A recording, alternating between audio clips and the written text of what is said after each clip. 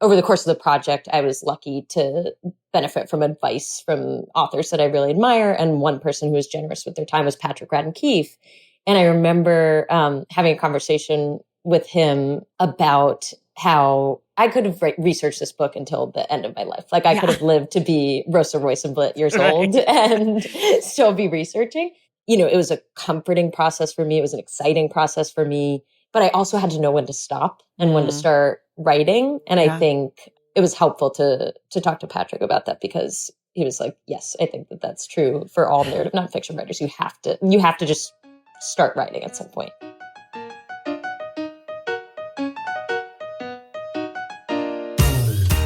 Welcome to The Stacks, a podcast about books and the people who read them. I'm your host, Tracy Thomas, and today I am joined by journalist and debut author Haley Cohen Gilliland to discuss her new book, A Flower Traveled in My Blood, the incredible true story of the grandmothers who fought to find a stolen generation of children. This book tells the story of the Abuelas de Plaza de Mayo, a group of grandmothers who challenged the Argentinian government to find their missing children and grandchildren who were stolen by the Argentine armed forces in the late 70s and early 80s. This book spans over 100 years of Argentine history, and Haley and I talked today about this massive feat, including how she organized herself, her notes, and her research. We also talk about objectivity and ethical dilemmas that Haley faced as an author and as a human while researching this story. And we talk about why Haley wanted to structure her book around one family to tell the broader story of a nation. The Stacks Book Club pick for July is God Help the Child by Toni Morrison, and we will be discussing the book on Wednesday, July 30th with Dana A. Williams. Everything we talk about on each episode of the podcast can be found in the link in the show notes. And if you love the Stacks and you want inside access to it, there are 2 ways to earn some extra special bonus perks. You can go to patreon.com/thestacks to join the Stacks Pack, and you can go to tracythomas.substack.com to subscribe to my newsletter, Unstacked. Now it's time for my conversation with Haley Cohen Gilliland.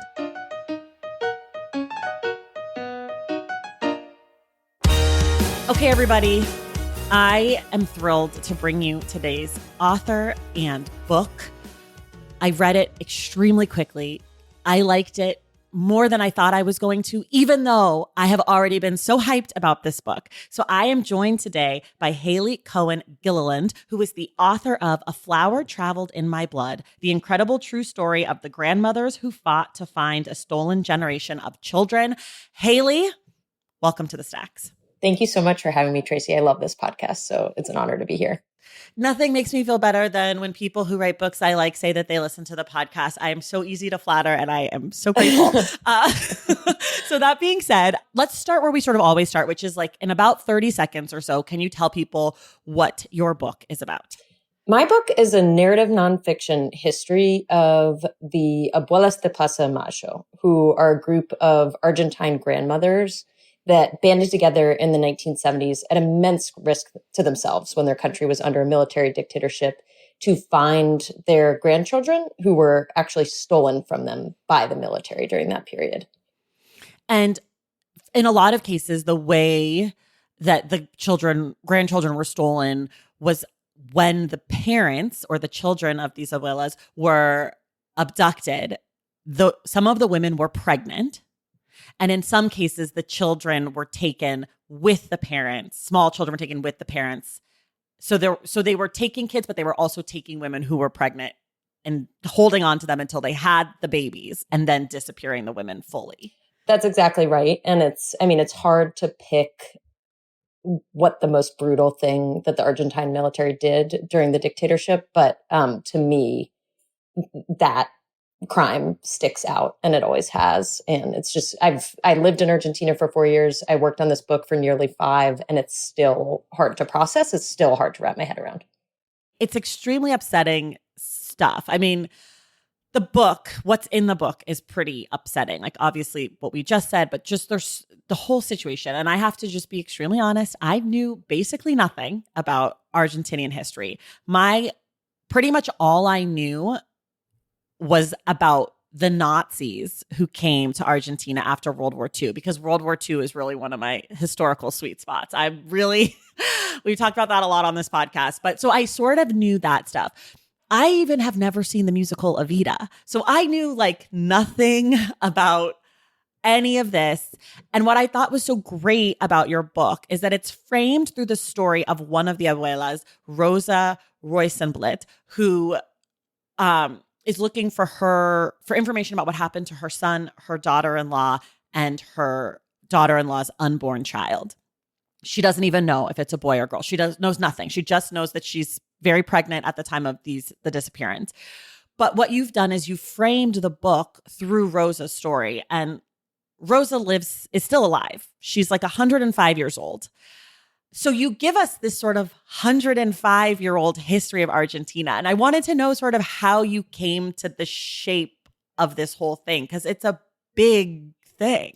It is such a big thing, and it is so much history to cover. And that's why it felt very important to me to frame this story through one family.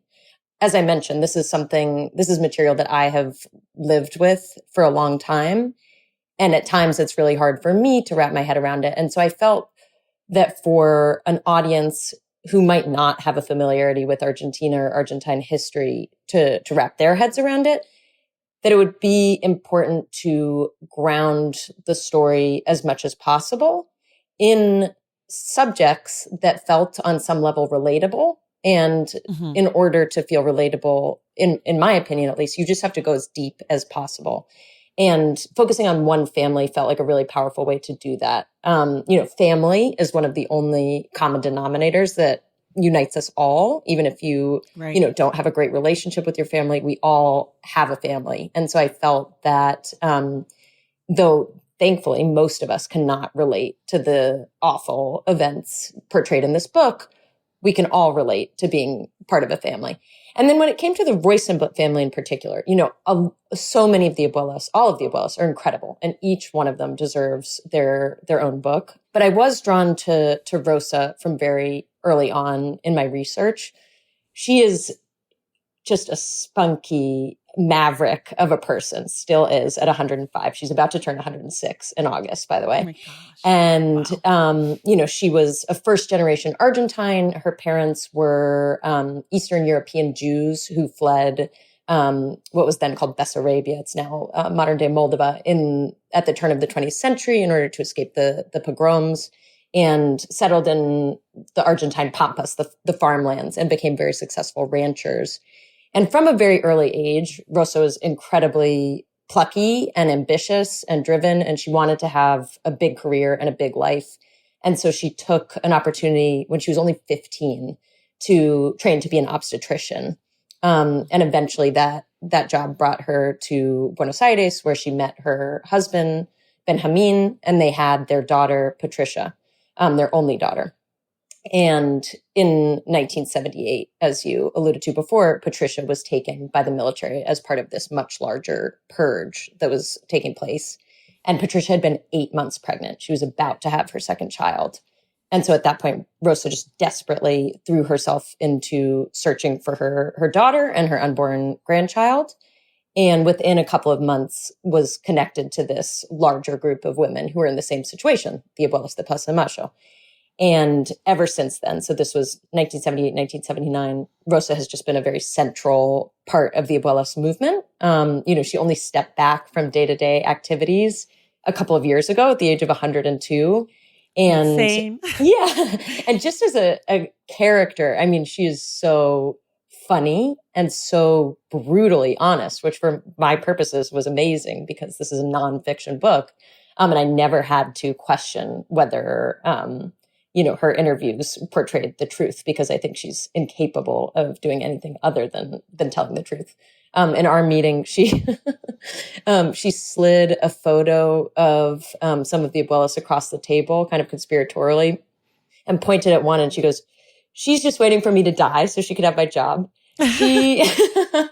She is wearing glasses, but she doesn't really need glasses. She just thinks that they make her look pretty. Oh my gosh. And so she was very funny. And she, she mentioned the word truth 22 times in our meeting. And often it was to say some version of, I only tell the truth. I'm only capable of telling the truth before everything. Mm-hmm. And so she just jumped out to me as somebody that I wanted to spend a lot of time with, both in person as much as possible, but also just spend time with her life and getting to know her. Right. Yeah. I want to get more into the abuelas, but before we go there, I do want to talk a little bit about the historical moment in which this happens. As I mentioned before, I knew nothing about the history. Like I had a lot of things wrong in my head. But in the 1950s and 60s and then into the 70s, there's a lot of like political turmoil happening in Argentina. And in the 70s, they have a new leader, Videla, who is sort of this like very bad dictator. I guess not sort of, he is. He causes a lot of damage. And as I was reading the book, I was stopping to like Google things and look things up and try to like, make some of the stuff really stick in my brain. And one of the things that was stunning to me was that he was only in charge for 5 years. And so I guess my question is, and maybe because of the moment we're in, what do we do in these moments? Like, you think that 5 years is no time, but to disappear 30,000 people and to destroy these families and, not to mention a lot of economic turmoil started and happened during this time period into the more recent past. Like, what are we to make of this moment in history? And does it bode badly for us here in America? Yeah, I mean, it's a great question and one that is very top of mind for me. I think there is no direct comparison between what happened in Argentina during its dictatorship in the 70s and 80s and anything that we're seeing happening today. Because, I mean, we're talking about a regime, Videla, his regime, not only disappeared pregnant women and new mothers and stole their babies, but their preferred means of killing people because they wanted plausible deniability about what they were doing was to sedate them, strip them naked, load them into planes in groups, and then push them into either the river that runs next to Buenos Aires or flying a little bit further and pushing them out into the Atlantic Ocean so that their bodies would just completely disappear and nobody could pin those crimes on them. So it's just a level of brutality that is unimaginable. But I do think Argentina's history holds some really powerful lessons that feel more relevant, today than they maybe did when I started working on this book. And I think the main lesson is, Argentina presents a really stark cautionary tale about what can happen when a government puts its agenda before due process and before the law, and the extreme places that can, lead a country. And I think the abuelas, the subject of my book, offer a lesson at how ordinary people, especially when working together, when banding together, can respond in those extreme moments. So I think that's the main takeaway for me. Yeah.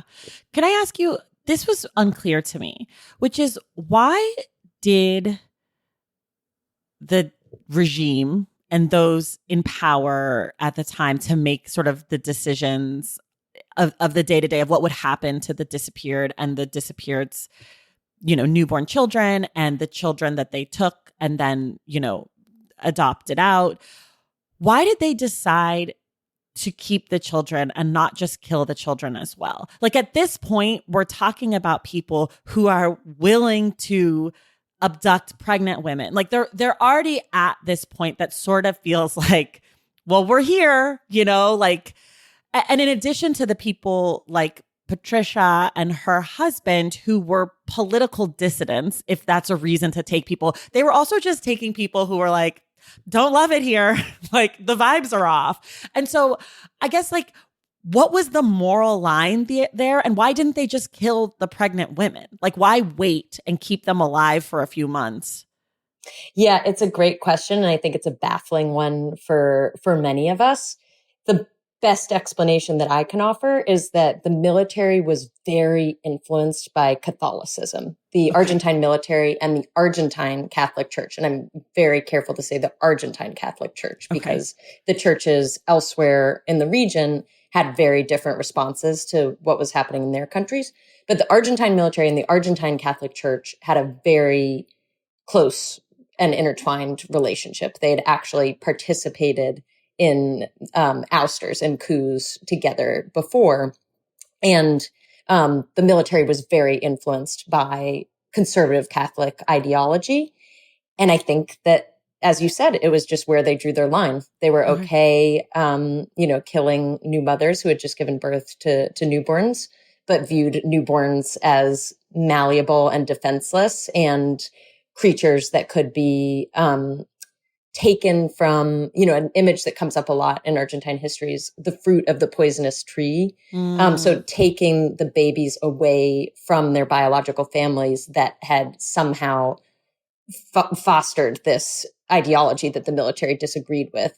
If they could take this blank slate of a creature and place it with a military family or a police family or a family that subscribed to the ideology of the military, that baby could be raised to have the correct, and correct is very much in quotes, the correct Argentine ideology. And they saw it as something noble. They thought that they were saving not only the lives of these babies, but the souls of these babies. Speaking of the Catholic Church, I can't help but remember that the previous Pope, Pope Francis, was from Argentina. I tried to do a little digging, but what was his, there's famous Catholic priests from other places who were assassinated in these moments, like Romero, right? Wasn't he assassinated for speaking out? I went to Catholic high school, so I vaguely remember about 3 things about Catholic things. But Pope Francis, we know he was not murdered in the 1970s and 80s. We know that he went on to have great success as an eventual pope. So what was going on, if anything, with him and his relationship to the dictatorship? Yeah, it's a great question. And it's actually, so I was living in Argentina when Pope Francis was elected. Ooh. And I got to see all of the pomp and circumstance around his election, and got up at 2 a.m. to watch the, oh gosh, you're going to have to help me here if you went to Catholic high school. But I'm Jewish. I just went to Catholic high school. I don't know. Same. We're hopeless here. But when they did the equivalent of swearing him in, all a hordes post-conclave. Okay, maybe that. Well, the conclave is when they pick them, and then when he does his first speech after, yeah, and he goes out on the balcony, and he's like, "I'm Pope." Yeah, exactly. Yeah. I think it's called a papal address. Let's call it that. Okay, let's call it that. Well, anyway, it took place at the Vatican, which is several hours ahead of Argentine time, so. The Argentine faithful gathered before dawn in the center of the city to watch his papal address on giant screens that the city government had set up. And I got to witness that. And I wrote a piece a long time ago about his experience performing religious services in Argentina's more indigent areas. They're called villas miserias. And that was... those types of activities were actually quite dangerous during the dictatorship. I think the military viewed priests who ministered to the poor with a lot of suspicion. But there have been some accusations that Pope Francis, during that time, not that he was necessarily directly involved in anything, but that he knew what was going on and didn't do enough. And so those are sort of, it's all blurry, like much of what happened during that period. But those are accusations that are sometimes made.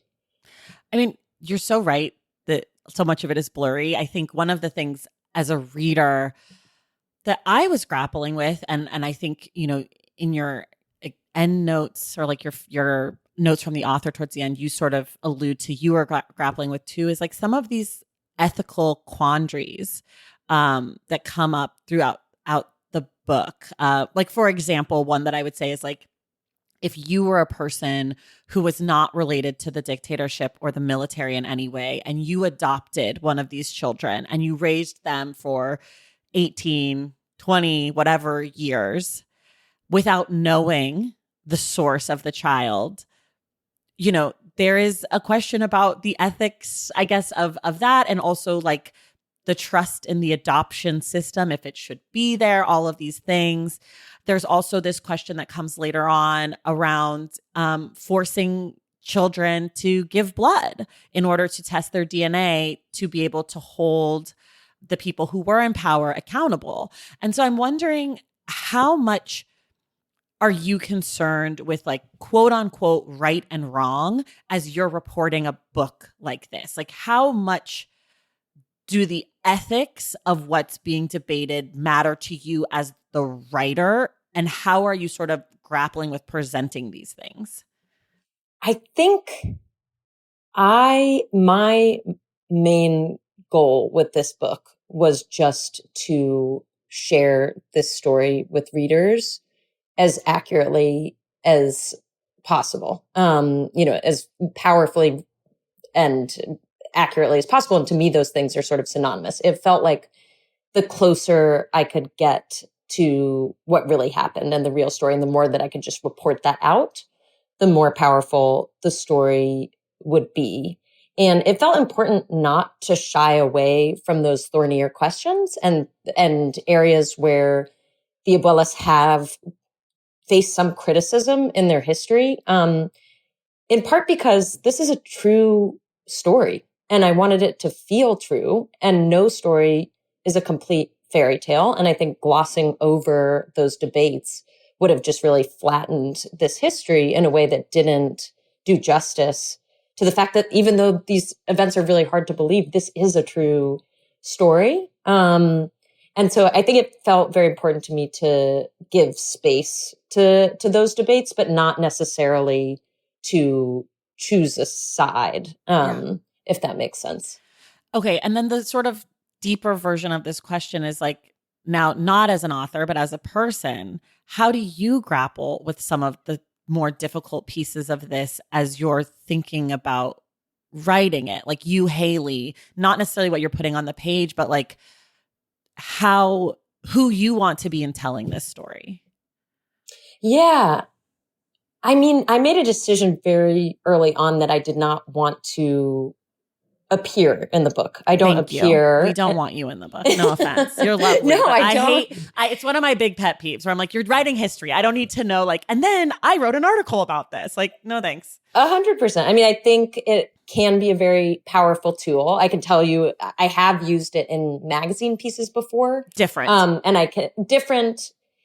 I think, but again, it's a very high bar for me. It needs to be justified. And I can tell you the cases in which I've used it, but I am generally very sparing with use of the first person. And so, that just felt very, very important to me. I'm not in the book at all until the author's note. But certainly, I mean, off page, I was grappling with a lot of these issues and trying to suss out what I thought about them. But at the end of the day, once again, maybe it's just the type of journalism that I was trained in, but I'm trying to present the debate in the most neutral way possible and let readers make their own decisions about them. I guess the follow-up to that then is like, how do you determine what is neutral? Yeah, it's a really good question. I think making sure that the research is just as robust as possible, and that if there is a criticism on the other side, I'm at least aware of the criticism that's being made and, can maybe draw that in.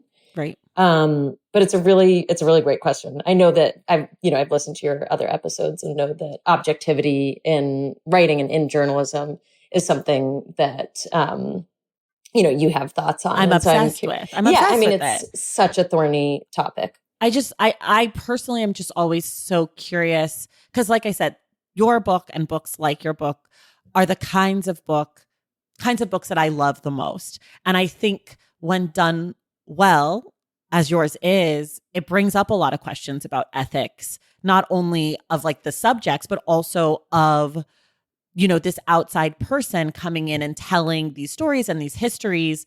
And I think like we in America are taught so much about this idea of like objectivity or like journalistic ethics. And the more that I read books like this and the more that I think about these types of stories, the harder it is for me to buy into that. And the more that I think what I'm actually having to do is buy into the author's own ethical code, right? And that it's like more an individual thing, which is why I'm always asking people who write books that I really like and respect, like, well, how did you draw these lines, right? Because like what Andrea Elliott told me is different than what, I was fascinated Brent listening Goldstone. to like Jason DeLeon also. Yes, and Jason, right? Because like an anthropologist. Jason is an anthropologist, and he very much is in his book, right. And like by choice. And I think in his case, he sort of had to be because he was not just doing reporting; he was a co-conspirator in a lot of ways. Like he was involved in a lot of the activity that is extremely morally ambiguous, right? And like depending on who you ask. And so I think for me, as I'm like thinking about these things, I am now starting to realize that there isn't this bigger overreaching thing anymore, and more that it comes down to whether or not I think the author handled the complexities with the care and rigor that it deserves. But I'm also so curious in how you think about it. Yeah. Yeah, absolutely. I mean, I think this is sort of veering away from the original question, but one of the things that I found so compelling about this story was that I think, to build on your point, there are so many different versions of truth depending on who the truth teller is. Yes. But there is a truth in this story that is completely undeniable. Right. And that was genetic truth. And that was what the grandmothers in the end really harnessed in order to, in their search to find their grandchildren. And that is a truth that is not subjective in any way, shape, or form. That is just an objective truth. You cannot argue against genetic testing. I think that's right. But also, okay, this is what I thought was interesting about that is that, and you know this as a journalist, it also depends on what the question you're asking is, right? The question is like, are you genetically related to this person? There's a yes or no answer. But like, is this your family? That's a totally different question. And the genetics don't answer that question, right? And it's like, that was the thing that I found so fascinating with your book is like with the question of the adoptions that happened with people who were not affiliated with the military, like who did not know about the disappearances and the children per se, is that the question of, is this my child legally is different than should the people who made this happen be held accountable legally, right? And so it's like there's all these different, your book is full of so many different truths and so many different questions, and the answers to those questions are sometimes like so at odds with each other. And so I just like, as a reader, I'm trying to sort it out. So that's why I'm like, how were you trying to sort it out as you're like getting this information or reading it? Or like at some point, like you have to make choices, Haley, the writer, of like, what story am I telling? And so I'm just fascinated by that piece of what you've done here and what the job requires you to do. Yeah. I mean, as you're talking, I feel like research is my shield. I think in some cases it was also my crutch. I remember over the course of the project, I was lucky to benefit from advice from authors that I really admire. And one person who was generous with their time was Patrick Radden Keefe. And I remember having a conversation with him about how I could have researched this book until the end of my life. Like I could have lived to be Rosa Roisenblatt years old and still be researching.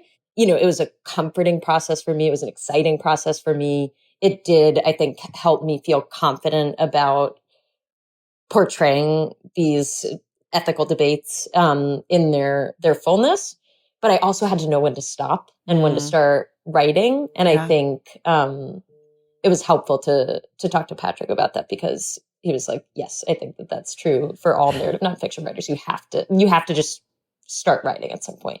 And it's just like helpful to talk to Patrick because like he's so cute. But like Patrick is a good example of someone who has a very strong point of view.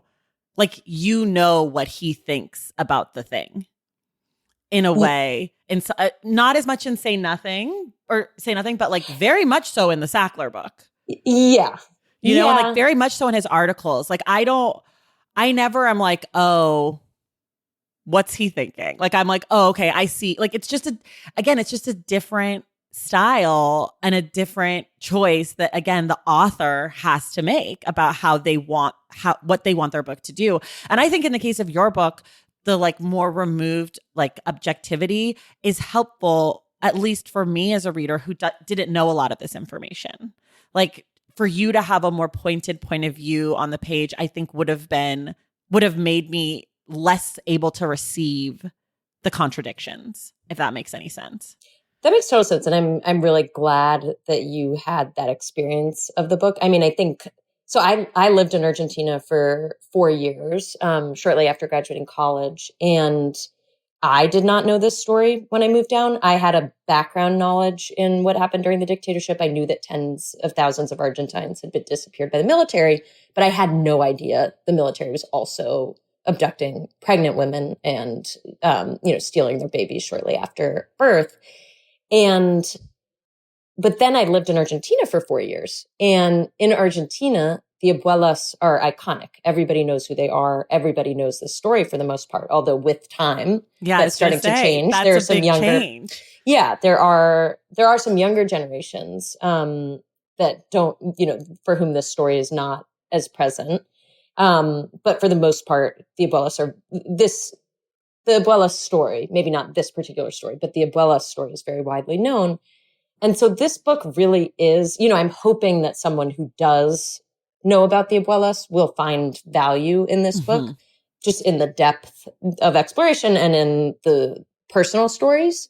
But it was mainly written to educate people who had no idea that any of this happened, because I was a history major in college. A lot of my friends were history majors. And one of the things that brought this idea back to life for me, because I'd always been fascinated by the abuelas ever since living in Argentina, but I hadn't thought to write anything in depth about them until moving back to the States. And part of what fanned that desire was just talking to friends and realizing how few of them knew that this had happened and how unfamiliar people were with this period in Argentine history.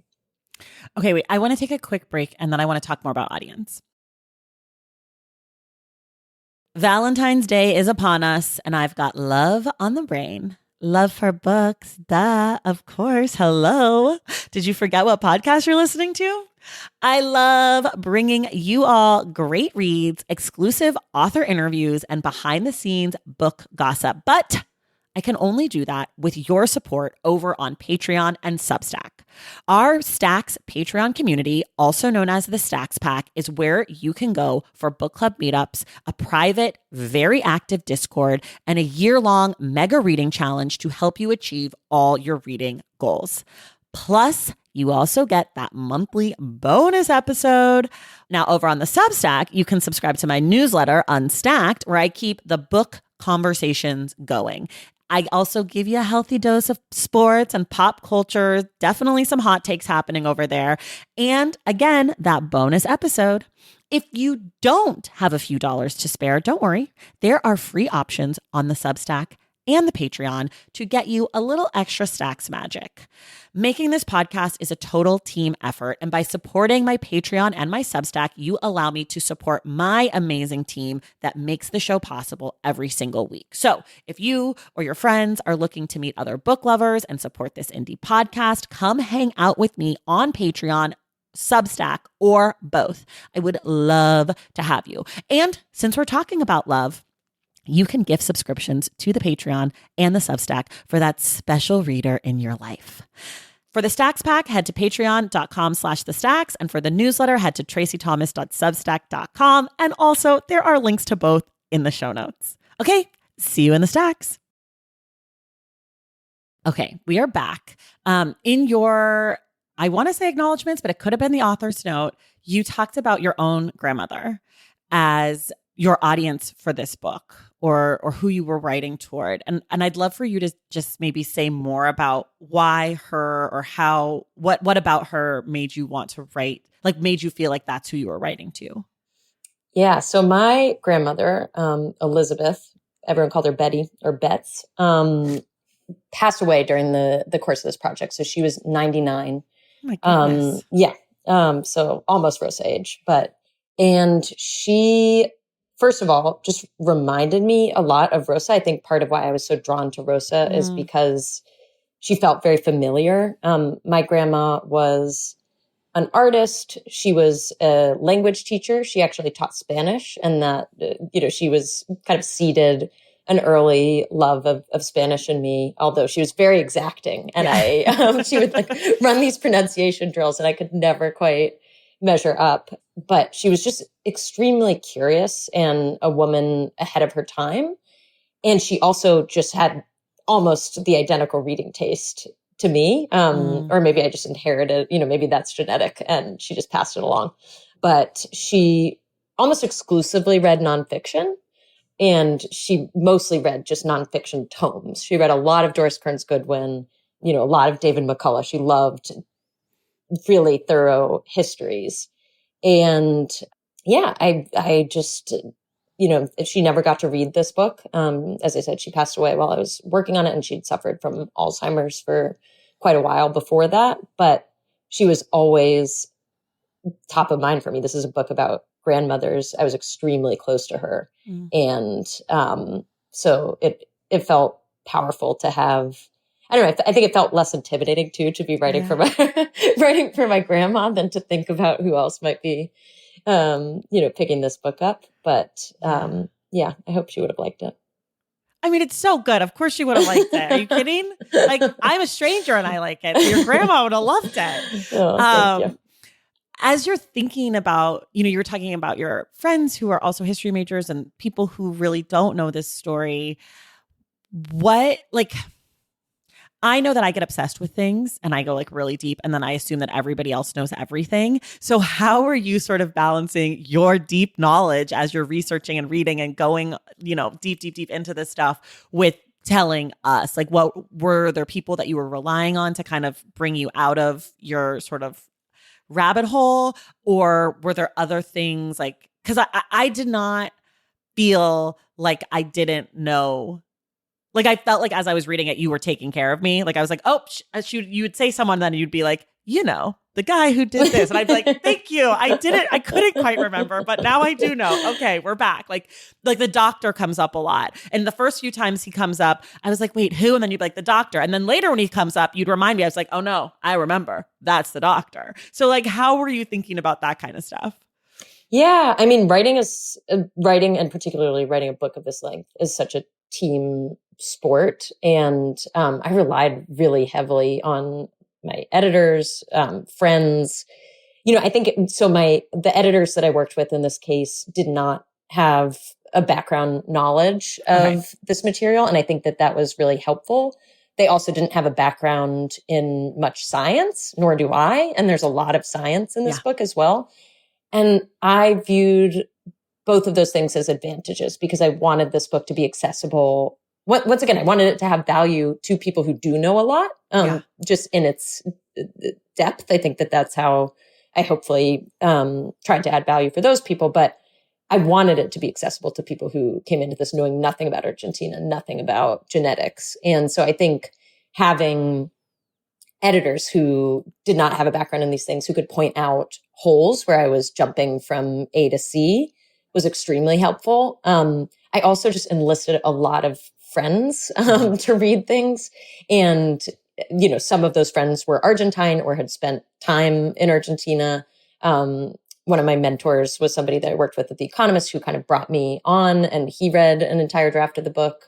Actually, two people at The Economist did, which was really, generous of them. And so I got a lot of notes back from people. And it was immensely helpful to hear like, oh, I, totally didn't understand this. You need more detail here. Or no, people basically know about this. You can pick up the pace a little bit here. So I kind of relied on other people to point out blind spots. I wrote with my intuition and then outsourced it to other people to see if there were gaps.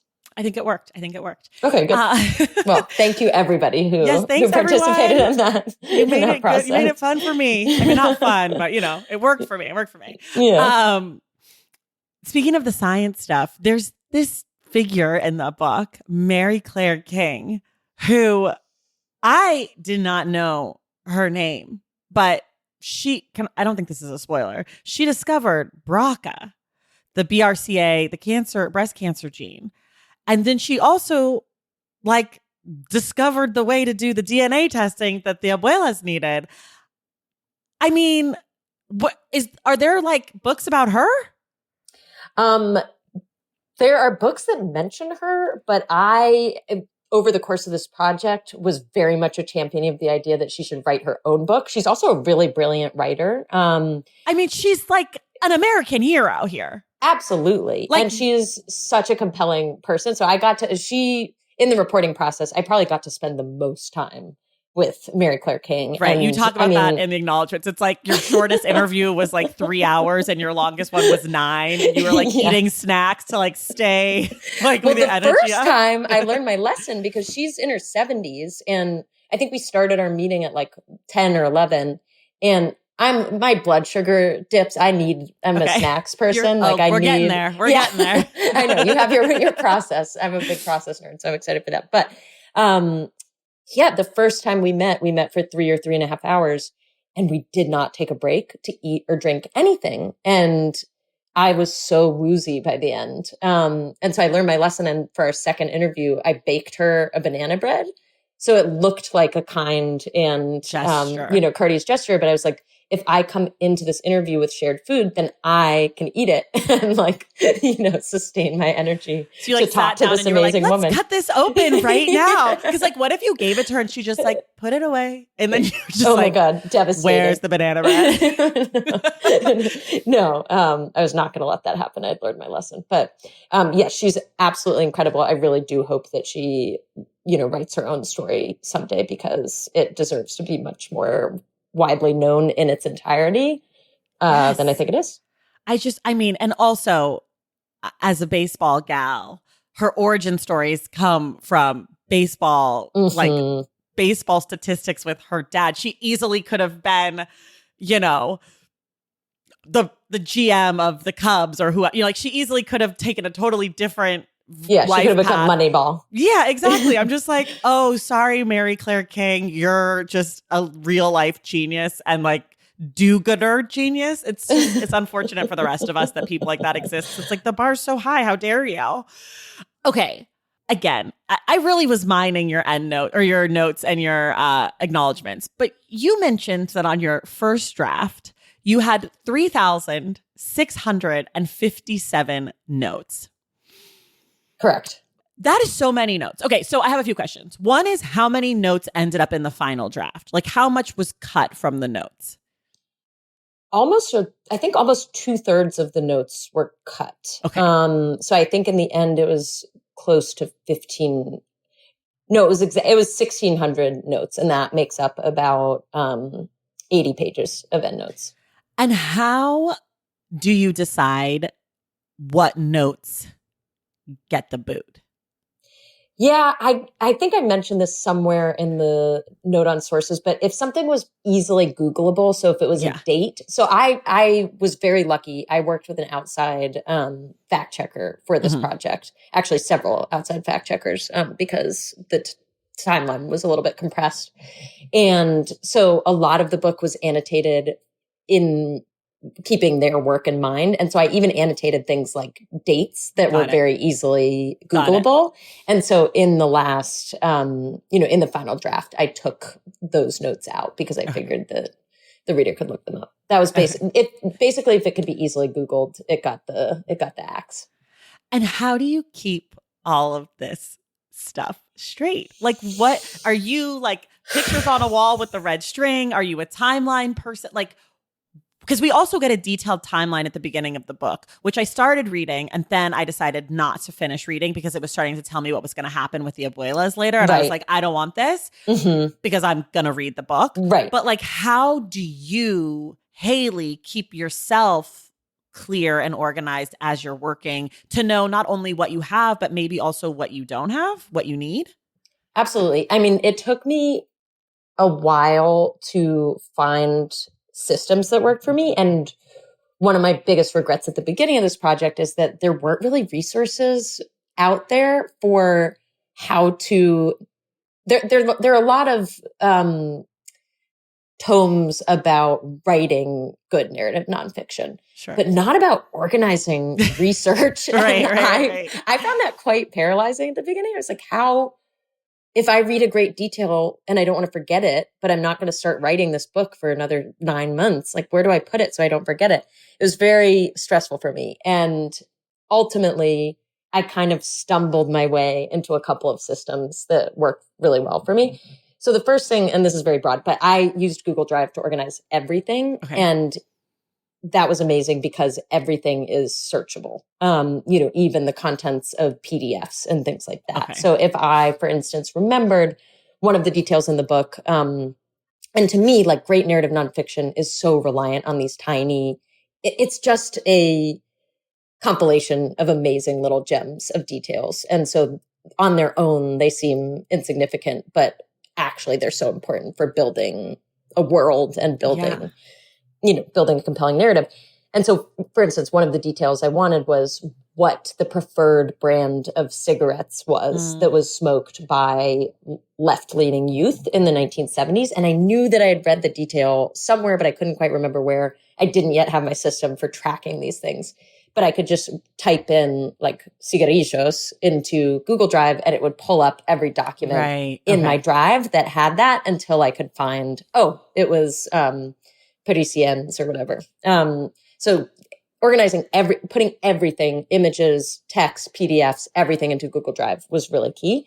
And then the two things that were really helpful to me, one you already mentioned, building a massive timeline. So there's this timeline in the front of the book. I actually tried to excise a lot from that as it related to the abuelas, because I didn't want to, give the reader too much of an indication of what was going to happen with them before it did in the book. But I had this massive chronology. I think it was 100 pages or something by the end of historical events and events that were happening to the abuelas and the subjects that I was following really closely, the Rosenblit family. And it was all sort of organized by year. And that just helped me to see how the history interacted with the personal stories in the book. And it was extremely helpful for visualizing. And then the other document that I had was I called it a catch-all document. And it was actually, it also grew to be massive. But that was the place where if I read a really great detail, but for instance, the book was not going to be one where I took just copious notes about every single page. I wasn't going to annotate the whole book. It was an alphabetized list of various topics. And for instance, that cigarette detail, I could have a heading that said, left-leaning youth descriptions. And that would be in there. And I had to make sure that everything was like linked and sourced in the moment. Otherwise you just forget where things where you found it.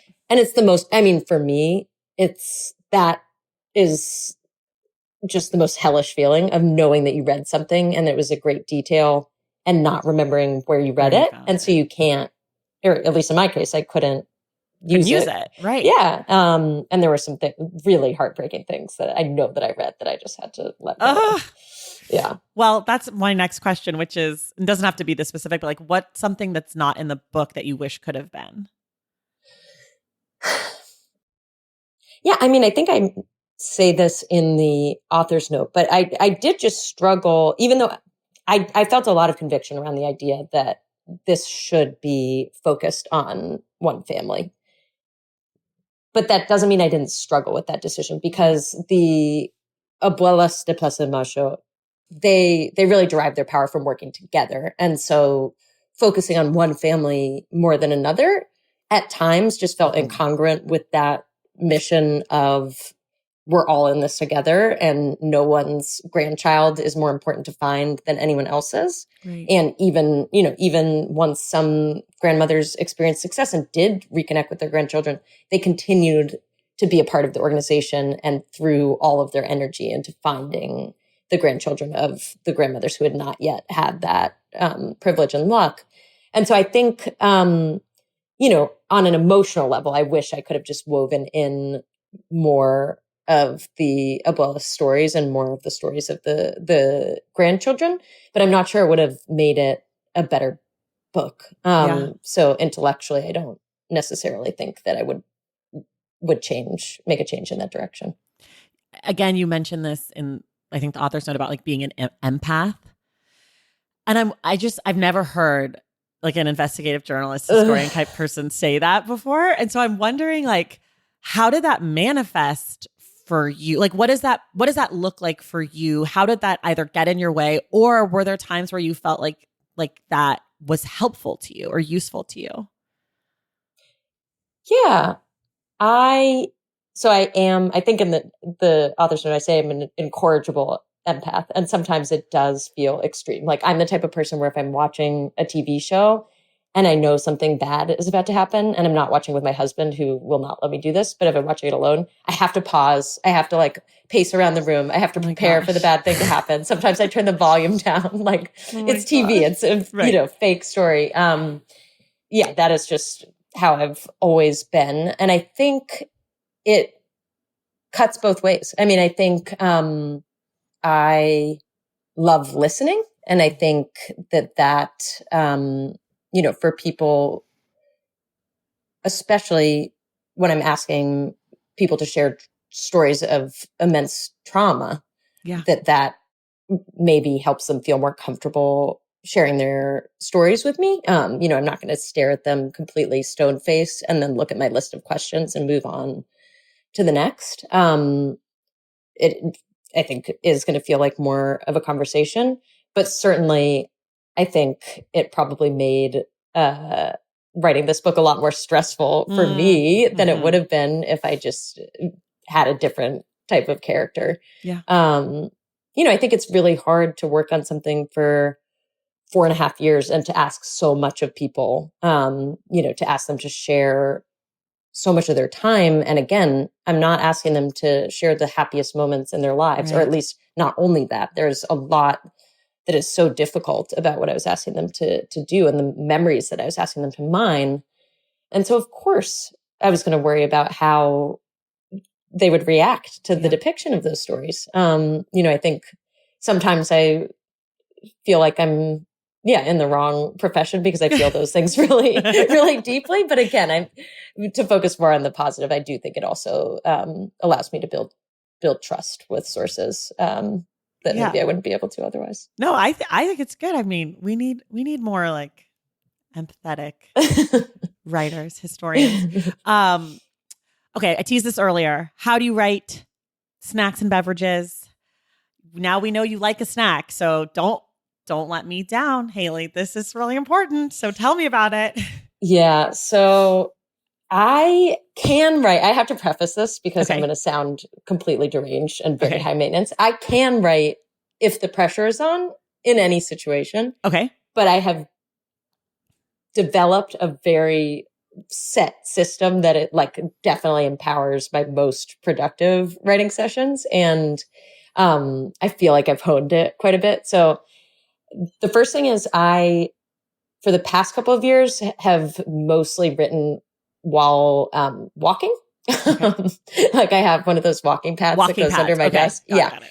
And I don't do that when I'm in the more intense phases of editing and paring things back and honing things, but especially if I'm struggling to get words on paper in that drafting phase, it was so incredibly helpful to me because if your feet are moving, it feels very awkward for your hands to be still. Like it feels very awkward to just stare at a blank, static piece of paper. Like everything feels like it needs to move. And I I didn't have a lot of time and I wasn't getting to go on a lot of walks outside. And so just sort of like, so that is the first thing. And I am a huge proselytizer of the walking pad. It takes some getting used to. I was super dizzy for, a day or two, and now I'm obsessed. Yeah. And then I need a huge thing of water. You've probably seen peaks of it, but like a giant, cheers. Giant Stanley cup. I'm very addicted to iced coffee, so I have a second little cooler over there. Oh, cheers. Yeah. And then if I'm feeling fancy, I'll light a candle. But the main thing is really if I can walk, if it's in the drafting phase. Oh, and I have a monitor. I don't write on a laptop. It needs to be, I need a big screen. So like a big screen, then like a separate keyboard. Yeah. Also. Yeah. Okay, but that's not a snack. Oh, snack. Yeah. Okay. I'm a big popcorn person because you can just like mindlessly chew it. I have toddlers, so I'm just like, my house is drowning in string cheese. I would say those are two main ones. And then after lunch, I just have to have some sort of chocolate, usually dark. I have a favorite brand if you're interested. I am. Alter Eco sea salt. Okay. We will link to that in the show notes. Everything else smart that you've said, but also this one. Okay. And then what's the word you can never spell correctly on the first try? There are a couple. I'm not the best speller despite my profession. Parmesan. I don't think I could spell it in the chat if I tried. I don't think I can spell it that either. Yeah. I feel like there's an extra vowel that I'm not thinking of. Or is there one less vowel than you're thinking That's of? a great question. I don't know. I'm just putting it out either. there. It's no, not I'm either thinking of too many or not enough vowels. I'm definitely not thinking of the right number of vowels. Okay. For people who love this book, A Flower Traveled in My Blood, what other books would you recommend to them that you think are in conversation with your work? I mean, there are so many books. I have an entire shelf of inspirational books that are just out of view over here, and it's about 40 books long. But I guess, I feel like I don't need to Say Nothing because people know that book. You don't need to plug it, but to me, that is like the closest comp of something that I've read in the sense that it's like this piece of history and it spans a lot of time and we sort of go in with this family, but it also does all the history work and it's also sort of maybe suspenseful, mysterious in some ways. Like they're very much in conversation. You don't have to plug it. That's the highest compliment that you could possibly give me. And yeah, I think there are a lot of thematic parallels as well. Yes. And that's why I reached out to Patrick to talk, because his book is an intimate family story and also covers this wide swath of history. It opens with the disappearance of a mother. There's a lot that is. But we're not going to plug it. But don't waste your time. I'm not going to plug it because everyone has probably read it and listens to your podcast. Because I plugged it a million times. Yeah, it's amazing. Do you know my story with that book? I do know because I'm a stalker because I listen to your podcast, but you were going into labor. Well, I was reading it as I was pregnant at the end of my pregnancy. And yes, it was like the last book I was reading. Oh my gosh. Then I switched to like a sleep training book and I didn't finish it until last year. Like I had to go back and I reread it last summer. I had to start over. So funny. I just never went back. Like I'm impressed that you were like packing books. I'm obviously a voracious reader, but I was not packing books in my hospital to go back. I definitely was not. I was not. I was not at the hospital. This is like the week before. It was like, and then I found I had to have a scheduled C-section, blah, blah, blah. Yeah. So then I found out and I was like, okay, let me switch. So I took the sleep training book with me to the hospital because I had a scheduled. So I had to like wait. Yeah. Everything was ready to go. Yeah. Anyways, sorry, what books would you recommend that you would actually recommend and not me just hijacking? No. So, I mean, I definitely recommend Say Nothing. Yes. It's not that I no, of course. I think that's the most aspirational comp that I could possibly have. One book that came out longer ago, and so people might not be as familiar with it, but it was very formative for me because I took a class with its author and she was the one who really awakened my love for narrative nonfiction is, A Spirit Catches You. Yeah, and you. I knew you were going to say that. And you don't know this, but the episode that people hear the week before your episode Also, this book is recommended. Oh, wait, amazing. I love it. I love that this book is getting its the love. I've never read it, but I'm going to, because I saw that you thanked her in your acknowledgments, and I was like, oh my God, Megan just mentioned that book. So yes, it is fantastic. And once again, it is an intimate family story, but also gets at these stories of much bigger systems and how the family system and the wider system interact. And she's just the world's most beautiful writer. And so I highly recommend this book to everyone. I know you're an Adam Higginbotham fan. Yes. His works were really inspirational for me. Bob Kolker, Hidden Valley Road. Like, I feel like we just listening to your podcast, your taste is very similar to mine in nonfiction. Do you have the same editor as Adam? Because you're both at Avid. Is a good question. So my editor that I worked with most closely actually left Avid, my publisher, right as I was finishing the book. And so I actually don't know who Adam's editor is. That's a good question. But we share a publisher, and so I get to steal his galleys when I go into the office. But I also buy them because they're amazing. Yeah, and I do try to read some fiction as well. Like what? So, I mean, the book that I tore through most recently, I was lucky. I got to go to this amazing book conference earlier in the year with some other Simon & Schuster authors. And one of the authors was Rob Franklin. And I tore through Great Black Hope recently. And the bar is basically just, is this really beautifully written? And do I feel like from reading, like everything for me, and this is bad, I need to program myself out of this, but reading a novel, it needs to be a pleasurable experience, but I also feel like I need to draw something of use from it. Mm-hmm. And for me, that is this author really deft at world building in ways that I can try to think about and apply to my nonfiction writing. And oh man, does that book excel in that department? I mean, it is just a work of art. It's beautiful. I need to read it. Okay. I have one final question for you, and I'm going to put a slight caveat on it because we already talked about your grandmother. So if you could have one person, dead or alive, who is not your grandmother, read this book, who would you want it to be? Oh gosh. I think my answer would have been my grandmother. So now I'm going to have to think a little bit. I think Jorge Rafael Videla, because I would want him to grapple with the seismic and continuing impact of the terror that he wrought on Argentina. Okay. Everybody at home listening to this conversation, A Flower Traveled in My Blood has now been out, as you're listening to this, for 8 days. You are going to want to read it because I feel strongly that we're going to be talking about this book for the rest of this year, but also for a much longer time. So you want to get in on the ground floor so that you can talk to me about it and so we can enjoy it together. It is out in the world now. I listened to some of the audiobook. It is really well done.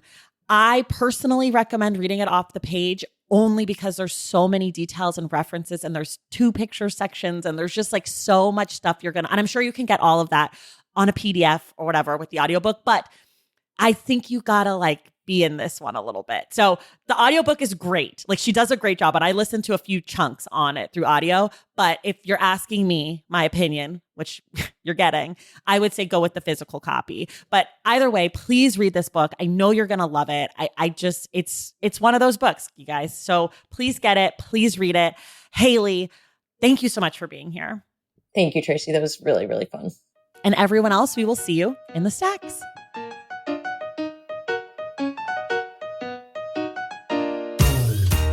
All right, y'all, that does it for us today. Thank you so much for listening. And thank you again to Haley Cohen Gilliland for joining the show. I'd also like to say a huge thank you to Alexandra Premiani, Alana Gold, and Eva Cairns for making today's episode possible.